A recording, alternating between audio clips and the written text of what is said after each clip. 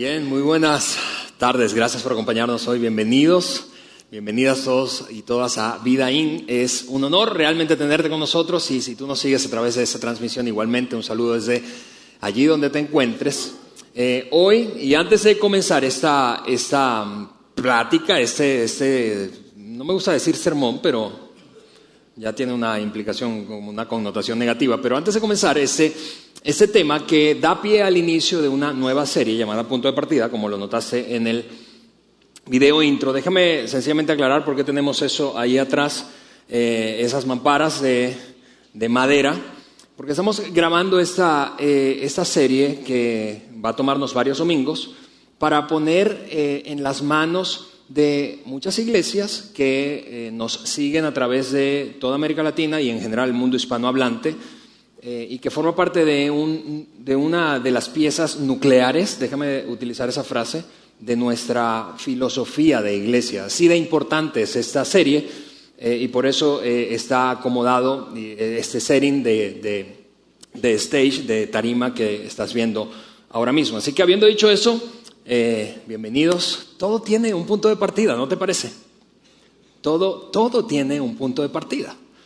Todo en la vida tiene un punto de partida. Cuando piensas eso respecto, por ejemplo, a ti, te das cuenta que tu vida tuvo un punto de partida, mi vida tuvo un punto de partida. Algunos de nosotros reconoceríamos que nuestra vida tuvo un punto de partida. Si conocemos un poco de nuestra historia y la historia de nuestros padres y de nuestro nacimiento, quizá notamos que nuestro punto de partida fue planeado, planificado. En otros casos no fue planeado, fue como, llegamos, ¿no? Pero gracias a Dios que llegamos, no importa si fue planeado o no, ese fue el inicio y el punto de partida de tu vida y la mía.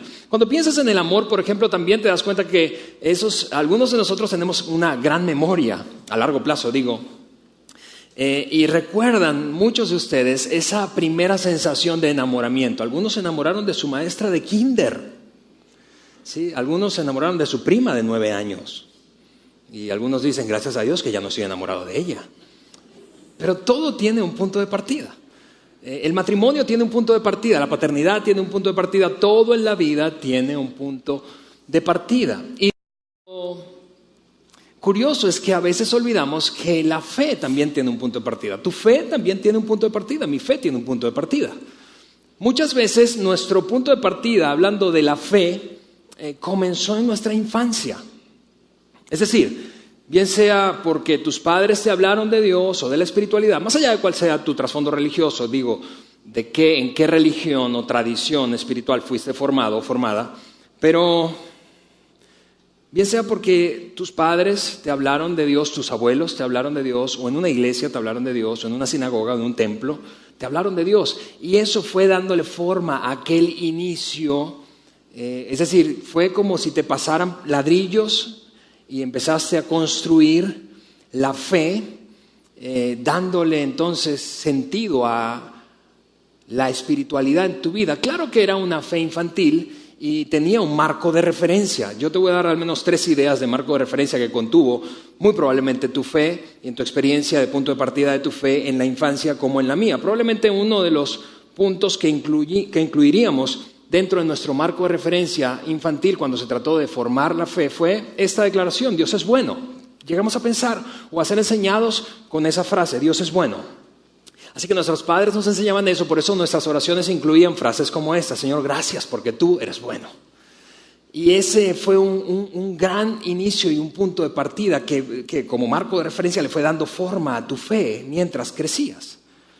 Otra declaración que quizás sin darte cuenta, pero estuvo en esos pininos, déjame usar esa frase coloquial, esos primeros pasos en el inicio de la formación de tu fe fue la reflexión: Dios castiga lo malo y recompensa lo bueno, o Dios castiga al malo y recompensa al bueno, ¿no es cierto? Y eso fue una gran herramienta de crianza para tus padres, ¿no te parece? Tienes que portarte bien porque Dios, mira, si no Dios castiga al malo, recompensa al bueno. Pórtate bien y Dios te recompensa, pórtate mal y Dios te castiga. Y eso fue dándonos una idea y formando, vuelvo a decirte, fue como un marco de referencia. Una tercera declaración que quizá estuvo dentro de esos primeros pasos que dieron forma a tu fe infantil fue Algo como eso. Dios contesta nuestras oraciones. ¿No fuiste enseñado de esa manera? Es decir, orabas y se te enseñó, te repito, bien sea por adultos significativos en tu vida, por alguna exposición en un templo o en un lugar en donde se enseñara algo de espiritualidad, más allá de cuál sea, te repito, tu fe, llegaste a creer que Dios respondía a tus oraciones. La cosa es que ese marco de referencia, pudiéramos seguir agregando algunos, pero creo que esto resume bastante bien esos fundamentos iniciales de tu fe, los primeros ladrillos que dieron forma a la fe infantil que abrazaste. La cosa es que esa fe infantil en ocasiones empezó a ser golpeada mientras íbamos creciendo y madurando, es decir, nos acercábamos a la adultez y ya en la adultez recibió varios golpes, algunos muy fuertes, al punto de resquebrajarla, incluso de destruir completamente la fe, al menos como la conocías al principio. Dicho de una manera, nuestra fe en ocasiones no es muy buena. Nuestra fe de la infancia no es muy buena defendiéndose de los rigores y la presión de la vida adulta. Déjame decírtelo de otra manera. Cuando se trata de esas declaraciones que le dieron forma a nuestro marco de referencia, Dios es bueno, Dios castiga al malo y recompensa al bueno y Dios responde a nuestras oraciones, pero al mismo tiempo y en la medida en que ibas creciendo te dabas cuenta que algunas oraciones que hacías Dios no las respondía. Algunas de tus oraciones Dios nunca las ha respondido. Es más, viste a otros sufrir porque Dios no respondió sus propias oraciones. Y entonces tu fe empezó a tambalearse un poco, porque parecía que todo maduraba en tu vida excepto la fe, porque la fe seguía siendo una fe infantil.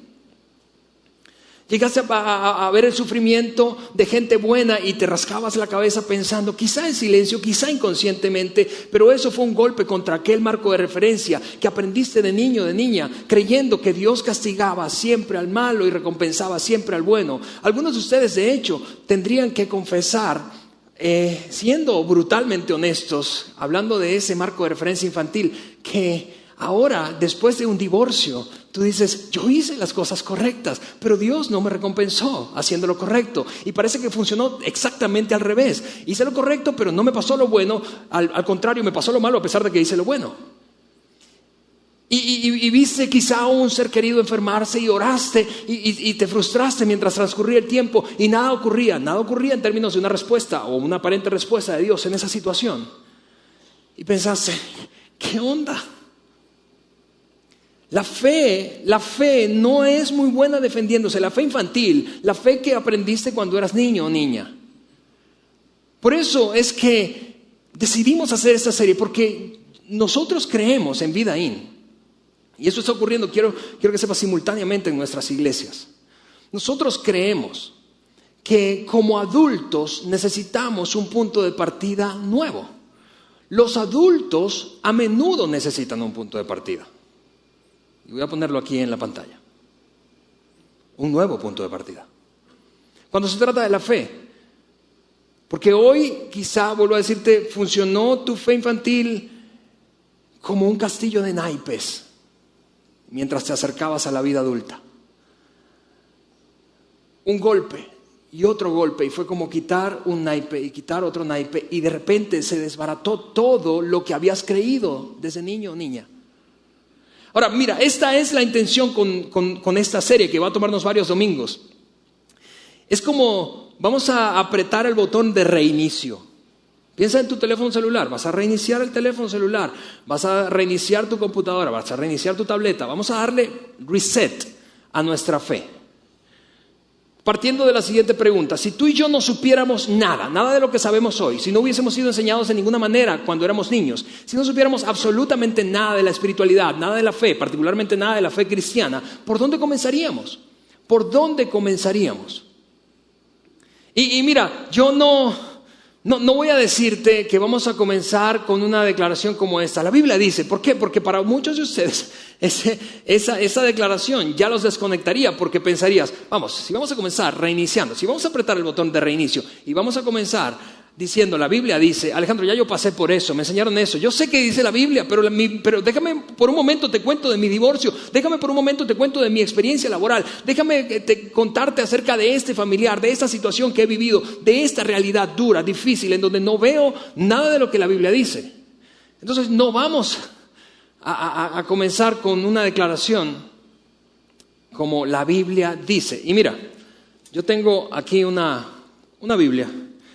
Y si tú te pareces un poco a mí, hablando de la fe cristiana, yo crecí en un hogar en donde pues tradicionalmente aprendimos a confiar en Dios en un marco de referencia similar al que te mostraba hace un rato, pero fundado en este libro.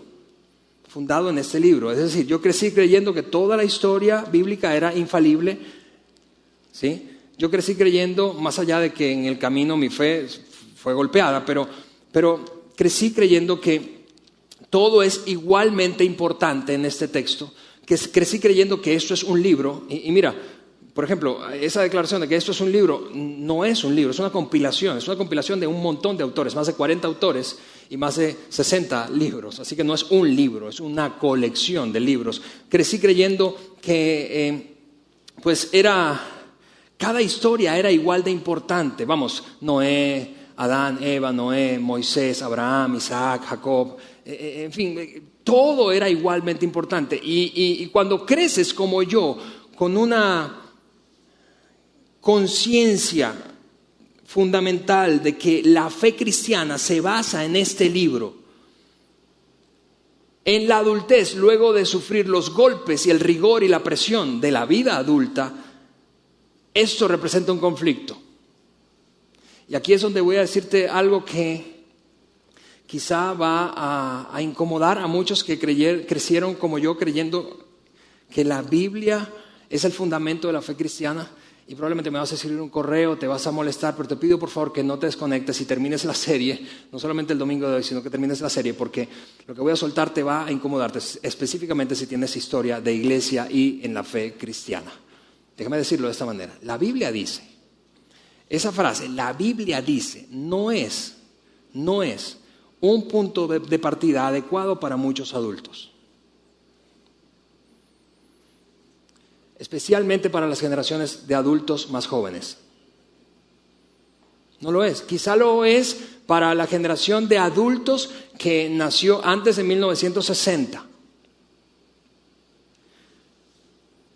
Pero para las generaciones de adultos jóvenes, para las generaciones que están ahora mismo en sus 20s, en sus 30s y hasta en sus tempranos 40s, probablemente esta declaración, la Biblia dice, con la cual fuimos formados gente como yo, y yo creo que lo que la Biblia dice es cierto, es inequívoco, es infalible, pero quienes han experimentado golpes en su fe al punto de que hoy dicen, a ver, no me digas que la Biblia dice, déjame contarte de mi propia vida y experiencia. Para poder entonces apretar un botón de reinicio de manera justa y poner todo en blanco y responder la pregunta, ¿por dónde comenzaríamos si no tuviéramos nada de esto? Nada de esto. Te vuelvo a decir, en ocasiones, esta frase no es adecuado para adultos, es adecuado para niños. ¿Por qué? Porque el acceso a la información hoy no es un problema. Así que yo puedo decirte, la Biblia dice, y tú estar googleando, está bien que la Biblia diga, pero el Corán dice, y esta filosofía de vida dice, y esta otra tendencia y corriente de pensamiento dice, así que, ¿qué me importa lo que la Biblia dice? Algunos necesitan un punto de partida diferente a la Biblia dice. Ahora, pero te tengo una buena noticia. Si tú estás aquí y de alguna manera estás queriendo escuchar algo que reavive tu fe, esa fe que probablemente tenías cuando niño y ahora por los golpes que te ha dado la vida y por los reveses que has experimentado o has visto experimentar a otros, tu fe se ha resquebrajado un poco y dices, yo necesito un fundamento diferente, yo necesito algo distinto. Ok, si estás aquí de alguna manera quieres reconectarte con aquella pasión de fe que sentías hace mucho tiempo o recientemente, te tengo una buena noticia respecto a esta frase, porque nunca se pretendió, escucha esto, nunca se pretendió que esta frase fuera el fundamento o el punto de partida de la fe cristiana.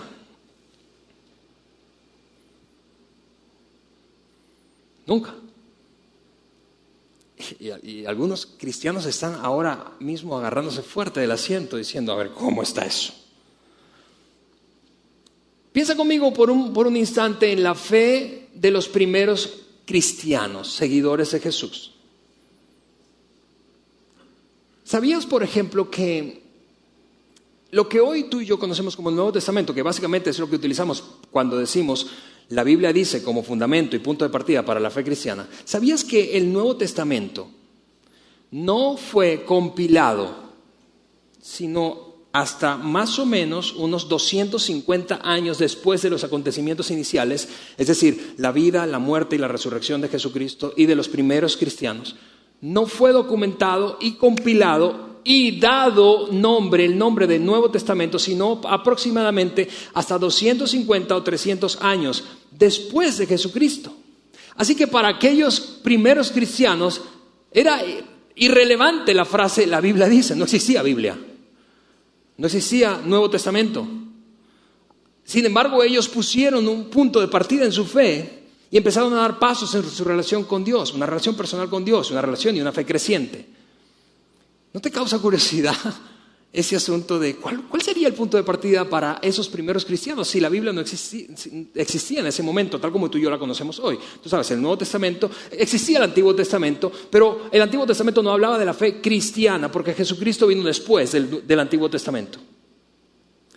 ¿Cuál sería? ¿Cuál fue el punto de partida para los primeros cristianos? Porque probablemente el punto de partida para esos primeros cristianos que fueron adultos es o tiene que ser el punto de partida para ti y para mí como adultos. Te repito, si apretáramos el botón de reinicio. Su punto de partida quizá tendría que ser nuestro punto de partida. ¿Cuál fue? ¿Cuál fue el punto de partida de los primeros cristianos? Ok. Para responder esa pregunta, porque te repito, creo que muchos de nosotros necesitamos un nuevo punto de partida como adultos. Para responder esa pregunta, ¿cuál fue el punto de partida de los primeros cristianos? Déjame compartir contigo, narrar una conversación real que tuvo un hombre llamado Pablo, el apóstol Pablo, en el siglo I, con un grupo de personas que no tenían ni la menor idea de la fe cristiana. Nada que ver. Imagina entonces que están como tú y yo, hipotéticamente hablando, habiendo apretado ese botón de reinicio. Tú no sabes nada de la Biblia, no existe Biblia, no sabes nada de Jesucristo, no sabes absolutamente nada. Claro que hay una sed y un hambre espiritual en cada ser humano, eso es básicamente una realidad, pero tú no sabes nada. Así que aquí está Pablo intentando darles un punto de partida a un grupo de personas que no tienen ni la menor idea. Ahora, mi meta en esta narración no es que tú creas lo que te estoy diciendo. Mi meta es que sencillamente escuches la conversación de un hombre, una conversación real. Y voy a darte hechos o evidencias de que realmente ocurrió esa conversación en unos minutos más. Pero no es que creas lo que te estoy diciendo. No es que creas. La Biblia dice, no. Voy a narrarte una conversación real que tuvo un hombre que existió realmente con gente real en un lugar real. Y quiero animarte a sacar tu conclusión. Creo que esta conversación es tan crucial porque, entre otras cosas, revela el núcleo, la esencia de la fe cristiana y, por lo tanto, el punto de partida para los primeros creyentes. Y es lo que quiero entregarte hoy. Eso lo escribió un hombre llamado Lucas en un tratado histórico conocido como el libro de los Hechos. Eso básicamente significa los hechos de los primeros cristianos. ¿Cuáles fueron los acontecimientos que ocurrieron? ¿Sí? Así que esto está en el capítulo número 17 del libro de los Hechos. Esto es lo que ocurrió en una ciudad llamada Atenas, que existe hoy todavía en Grecia. Mientras Pablo, dice este escritor, narrando lo ocurrido, los esperaba. ¿A quién esperaba? A otros cristianos que estaban esperando allí en Atenas para reunirse con ellos. Mientras Pablo los esperaba en Atenas, le dolió en el alma, eso es interesante, le dolió en el alma ver que la ciudad estaba llena de ídolos. ¿Por qué? Porque recuerda, Pablo está ahora absolutamente convencido de que Dios no solo es real, sino que existe un único Dios capaz de salvar a la humanidad, y ha visto eso, nadie se lo contó, sencillamente conoció a la gente, al hermano de Jesús, no es que leyó el Nuevo Testamento, no existía, recuerda, el Nuevo Testamento. Pablo estuvo cerca de testigos oculares, presenciales, del hermano de Jesucristo, y luego se encontró él mismo con un Cristo resucitado. Así que Pablo no está dando sencillamente una referencia como a pie de página diciendo yo leí eso en ese libro y aquí va la cita. No. Pablo dice esto me duele muchísimo porque veo que en Atenas, en la antigua Grecia, hay un montón de ídolos por todos lados. Es, por cierto, la misma Atenas de hoy, la misma Grecia de hoy. Una Atenas y una Grecia llena de filosofía. Es la cuna de la filosofía mundial, históricamente lo ha sido. Los grandes sabios son provenientes de Grecia. La misma Atenas. Así que sigue diciendo el relato, iba a la sinagoga para razonar con los judíos y con los gentiles, temerosos de Dios. Eso es, los griegos y los judíos que habían puesto su confianza en Jesucristo. Es decir, habían dicho, realmente el tipo resucitó y si algún hombre resucita, yo lo voy a seguir donde sea que me diga que vaya. Así que él estaba hablando, razonando con los judíos y con los gentiles temerosos de Dios, y hablaba a diario en la plaza pública con todos los que estuvieran allí. Así que esto no es un acontecimiento privado, es un acontecimiento público, no es una cosa difícil de documentar. Por eso te decía que hay evidencia histórica de lo ocurrido en aquel momento. Ahora, sigue escribiendo Lucas mientras relata lo que él observó que hizo el apóstol Pablo. Algunos filósofos, dice este escritor relatando lo ocurrido, algunos filósofos epicúreos y estoicos entablaron una conversación con él. Ahora, rápidamente, y no me voy a detener mucho en esto, pero ¿quiénes eran los epicúreos y quiénes eran los estoicos? De aquí surgieron dos escuelas que hoy siguen entre filósofos generando debate. Los epicúreos decían algo como esto: la vida se trata de placer y todo lo que nos genere placer lo vamos a perseguir. Así que no me vengas con un rollo si no me genera placer. Si no me genera placer, te voy a pedir otra copa de vino porque yo lo que quiero es emborracharme, dame placer. Básicamente eso pensaban los epicúreos. Mientras los estoicos decían, yo tengo respuesta para casi todo si me das un poquitito de evidencia y voy a encontrar la razón, porque lo que me satisface y me hace feliz es la filosofía, encontrar la razón y controlar los hechos que generan placer al ser humano. Eso es estoicismo. ¿Sí? Así que él está allí en la cuna de la filosofía, vuelvo a decirte, Pablo, y se encuentra con dos grupos de personas que quieren hablar, y quieren hablar no a un nivel superficial, sino que quieren echarse un clavado a nivel profundo acerca de esto que trae Pablo. Unos decían, dice el relato, unos decían, ¿qué querrá decir ese charlatán? Esos, si lo analizas un poquito, muy probablemente te das cuenta que esos eran los epicúreos. ¿Qué rollo contigo?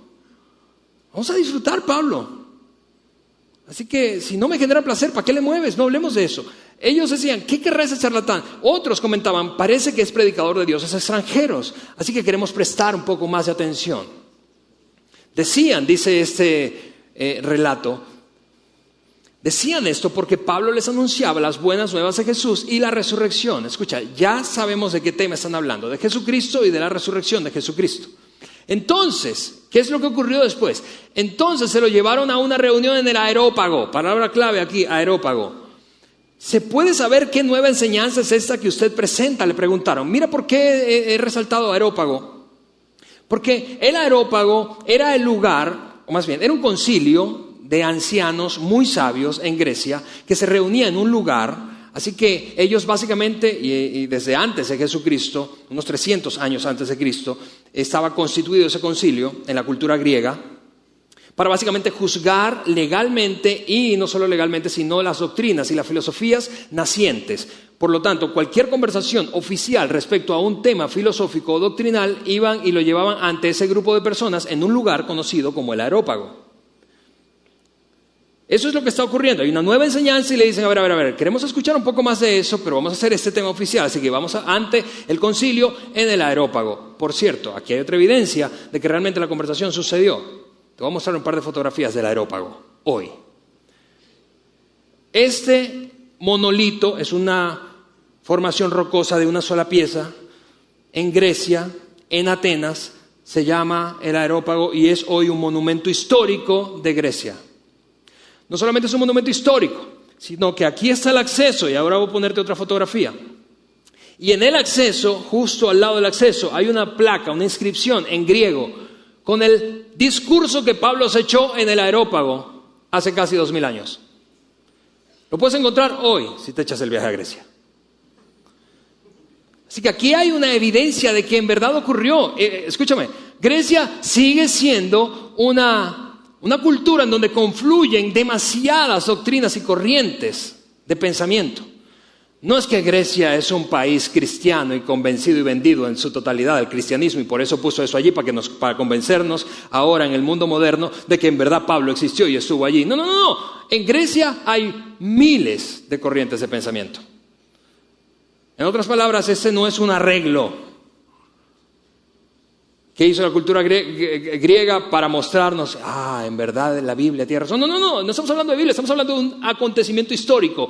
Ese hombre estuvo allí y su discurso fue documentado aquí.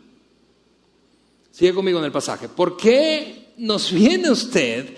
Le dijeron ahora ya ante el concilio, en el Areópago. Porque nos viene usted con ideas que nos suenan extrañas y queremos saber qué significan. En otras palabras, a ver, Pablo, ¿por dónde comenzamos? Danos un punto de partida. Dinos cuál es el asunto. Queremos entender de dónde proviene lo que estás tratando de compartirnos. Danos el meollo y el punto de inicio. ¿Por dónde comienzas cuando se trata de compartir ese mensaje? Comienza por el principio, por favor, Pablo. Pablo, entonces, eso es lo que hizo. Pablo se puso de pie en medio del Areópago y tomó la palabra y dijo esto: ciudadanos atenienses, observo que ustedes son sumamente religiosos en todo lo que hacen. Pablo tenía una habilidad comunicacional extraordinaria, envidiable. Y luego entonces sigue diciendo, después de esa introducción, son muy religiosos en lo que hacen. Al pasar por la ciudad, vi todos sus santuarios y hasta encontré un altar que tenía escrito al Dios desconocido.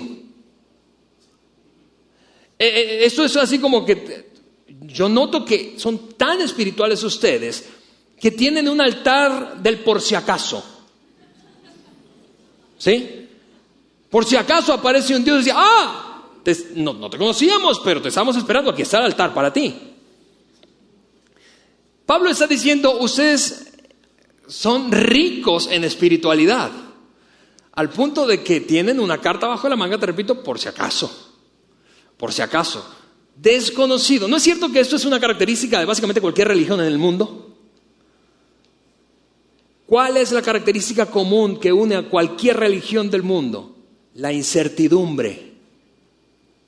La incertidumbre. Es decir, hay cosas que sabemos, hay cosas que no. Vamos, cristianos que están aquí, mírame por un momento. Tú que tienes años en el cristianismo.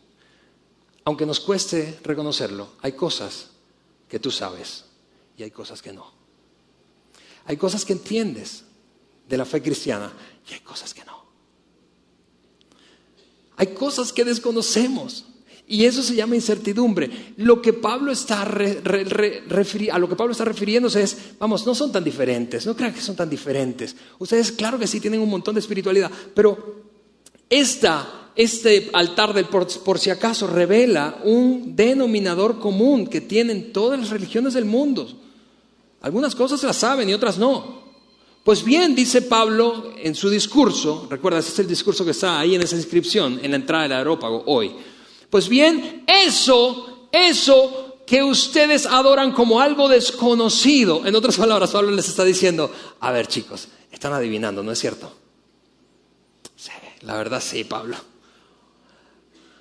Están adivinando cuando se trata de Dios. Sí, nos da pena decirte, pero sí. No tienen ni la menor idea de cómo está la onda con Dios. No. Pues bien, eso que ustedes adoran como algo desconocido es lo que yo les anuncio. En otras palabras, estoy a punto, en un momento más, voy a quitarle el des a esta inscripción y voy a dejarles conocer al Dios que ustedes no conocen.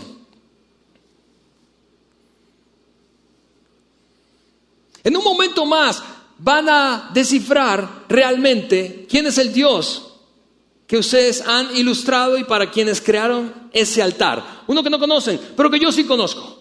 Imagina lo pretencioso de Pablo, está frente a todas las autoridades y corrientes de máximas filosóficas, de corrientes de pensamiento de Grecia, y está diciéndole, amigos, ustedes no tienen ni la menor idea de lo que están haciendo.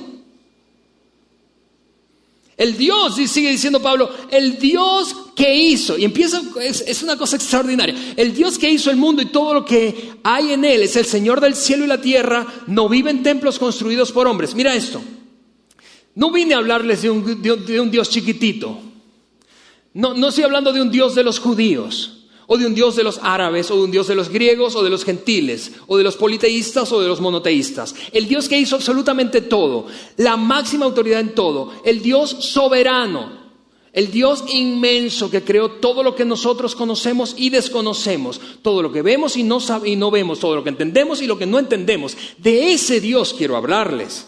Es una cosa extraordinaria, así que quiero que imagines la tensión que hay en ese momento. Vuelvo a decirte, Pablo no está hablando con gente ignorante, son los más sabios del Asia Menor. Luego reconocidos como los más sabios del mundo en la época. Pablo está hablando con gente que tiene argumento, no con gente que dice, sí. Pablo está hablando con gente pensante, gente que puede levantar la mano y lanzarle una pregunta difícil que desbarate su fe. Y Pablo está diciendo, estoy a punto de soltarles una bomba. Ese Dios desconocido, yo lo conozco, y es un Dios soberano y que gobierna todo lo que hay. No de un solo pueblo, no de una sola religión, no solo de los judíos, es el Dios de todos. Dice, no vive en templos construidos por hombres. No está en el altarcito que ustedes hicieron. En el altarcito en donde ustedes llevan Coca-Cola y unas papitas y los dejan allí esperando que Dios responda, o donde dejan lana, oro, plata y luego el sacerdote se lo embolsa. No vive allí. Dice, ni se deja servir por manos humanas como si necesitara algo. Dios no necesita nada de ustedes, les está diciendo Pablo, nada de mí. No es como dijera un filósofo moderno español, que me voy a reservar el nombre, o tal vez no, quien argumenta que Dios es un Dios inseguro y que necesita nuestra adoración. No, Pablo está diciendo, no, ese no es el Dios del que les estoy hablando. Dios es infinito en poder y no necesita nada de nosotros.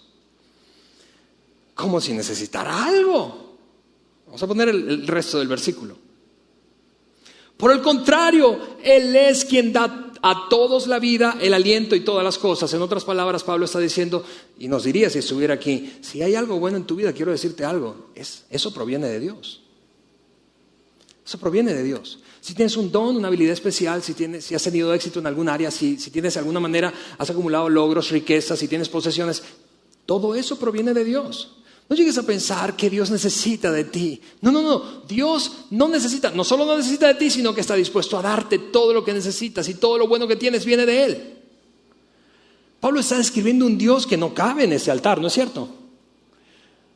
En un altarcito chiquitito, en un templo, en una iglesia como esta o en una iglesia multitudinaria. No, Pablo está describiendo un Dios extraordinariamente grande. De hecho, va ahora más específico y dice esto en su discurso. De un solo hombre hizo todas las naciones para que habitaran toda la tierra y determinó los períodos de su historia y las fronteras de sus territorios. En otras palabras, Pablo dice, toda la historia de cada nación, toda la historia de cada pueblo, toda la historia de cada lengua, toda la historia está ligada a ese Dios. Pablo está describiendo una cosa que está a punto de volarle la cabeza a los griegos, pensadores de la época. Pablo dice, no, está bien, yo entiendo eso, que no conozcan a ese Dios, pero amigos, quiero hablarles de ese Dios y quiero que conozcan a un Dios que es mucho más grande que todos los altares, que todas las naciones, que todos los pueblos, que todo lo conocido y lo desconocido. Y Pablo se remonta a la creación. Cuando dice un solo hombre, está hablando de Adán. Y luego sigue diciendo, esto lo hizo Dios, toda la creación, y cómo ligó toda la historia de cada país a su propia voluntad.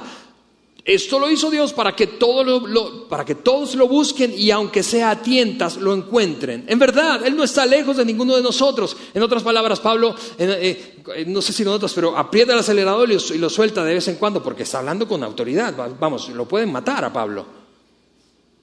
Él agarra y los presiona un poco y diciéndoles, vamos, no cabe Dios en su pequeño miniatura templo o altar que ustedes tienen allí. Pero no están tan lejos, muchachos, no están tan lejos. ¿Por qué? Porque en algún sentido ustedes han descrito al Dios que yo les estoy presentando.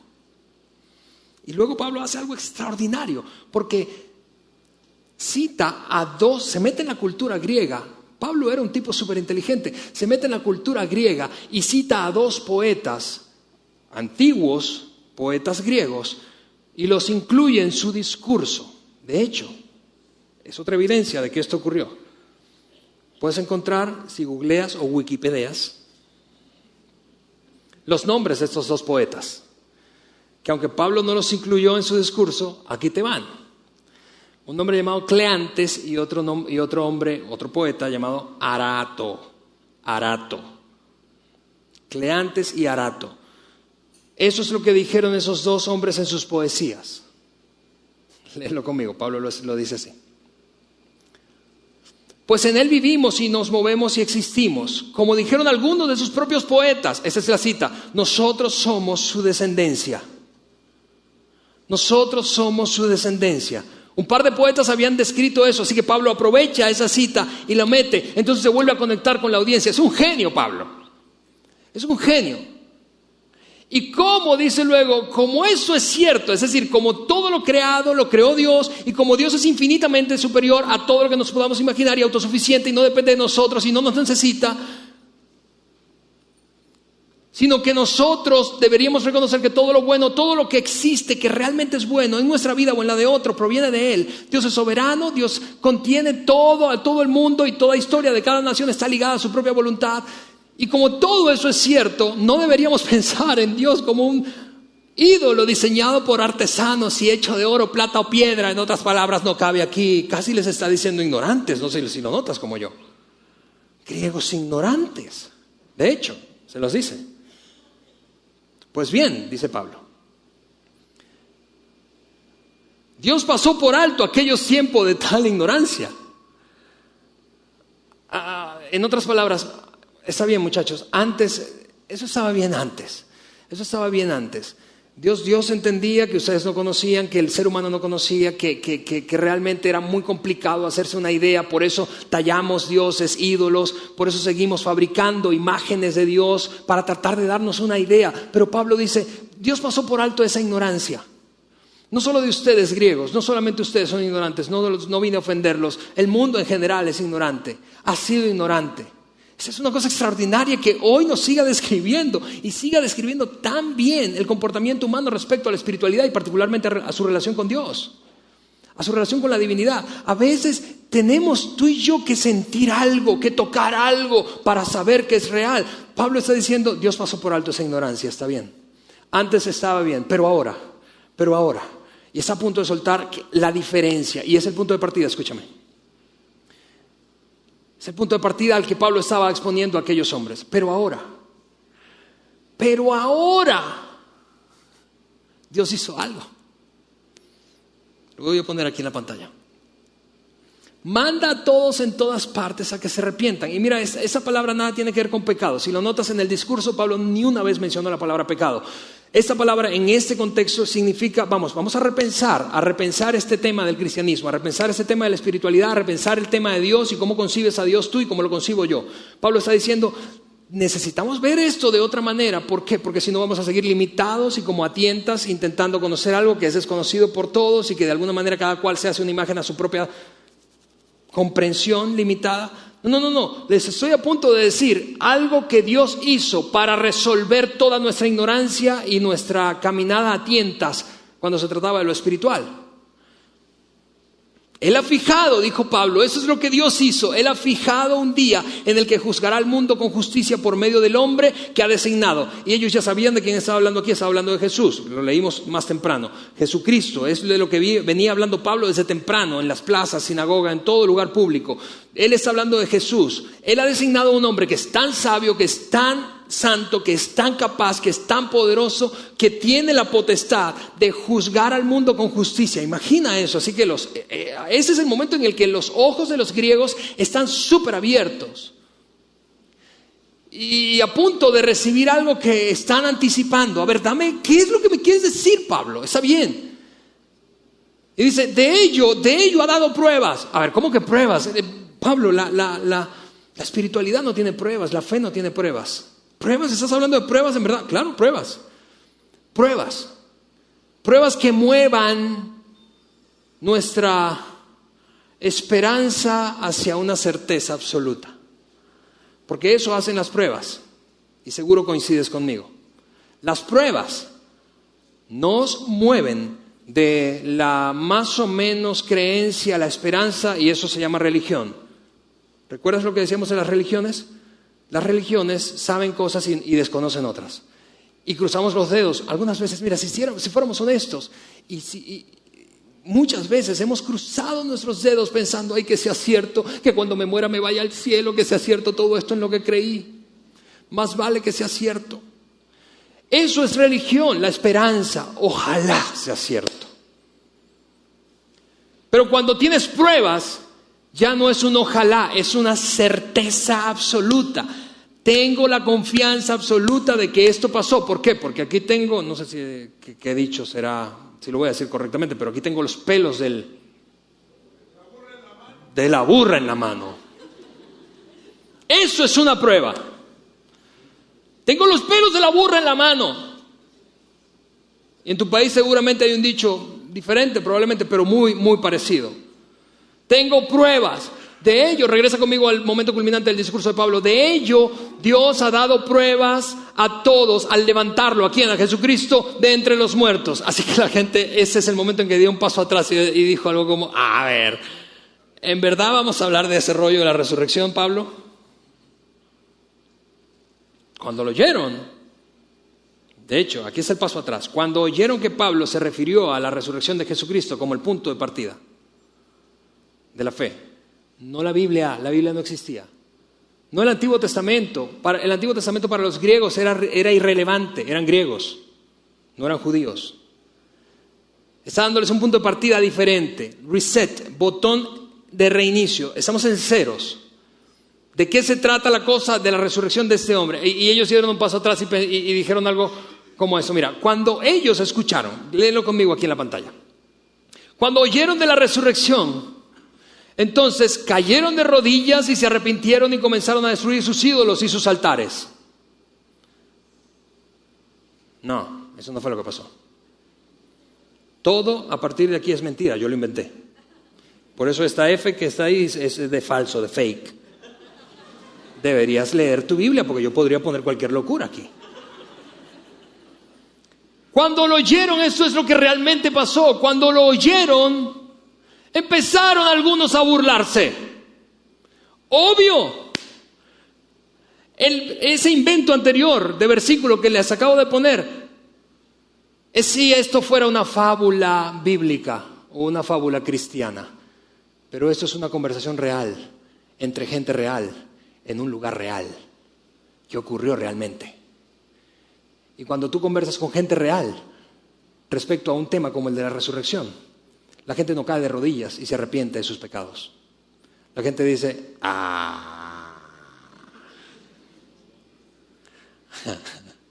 ¿realmente vamos a hablar de eso? Porque está complicado que yo te crea eso. Pero Pablo dice, yo sé que es complicado. Pero amigo, yo no leí eso en un libro. Yo vengo del lugar donde ocurrió. Yo conozco al hermano del tipo. Yo he hablado un montón de veces con gente que lo presenció ocularmente. Yo vengo de ese lugar polvoriento. Yo me encontré con él vivo.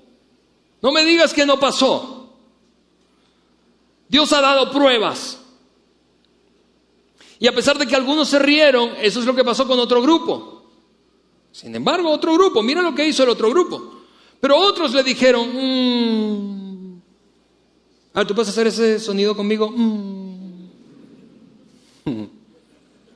A ver, háblanos un poco más, Pablo.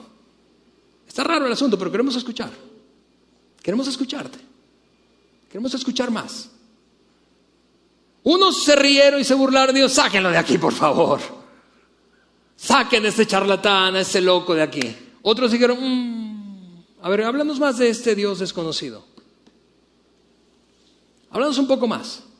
Queremos conocer. Queremos conocerle. Y si realmente hay pruebas, queremos saber cuáles son. Amigos, la cosa es esta.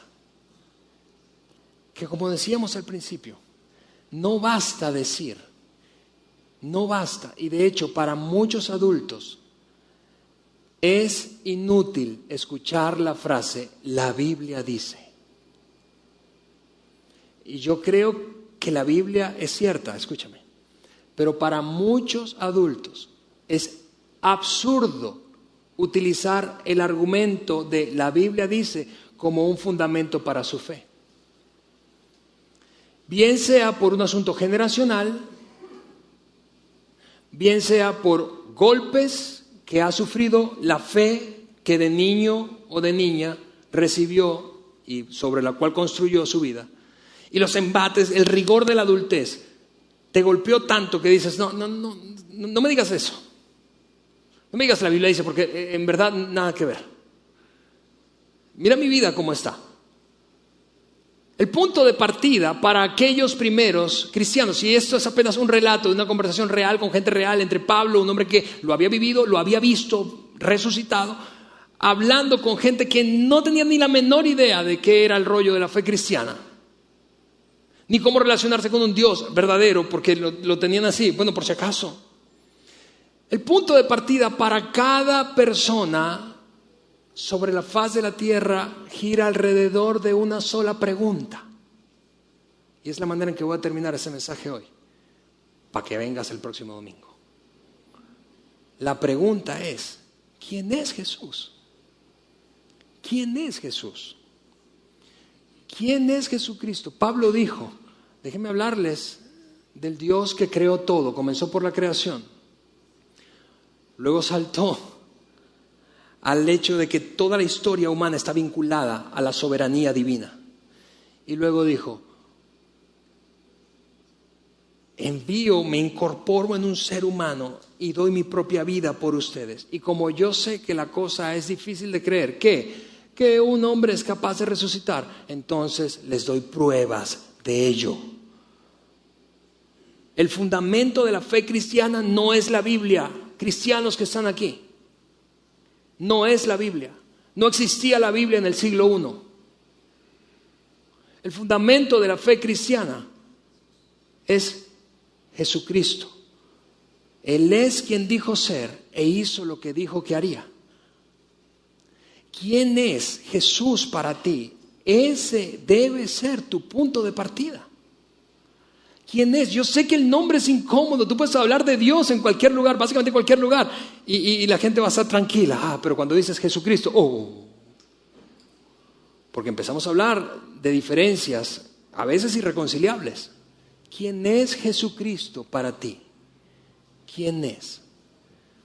Si tú y yo logramos responder esa pregunta, tendremos una fe adulta, no una fe infantil. Una fe infantil no soporta la presión de la adultez.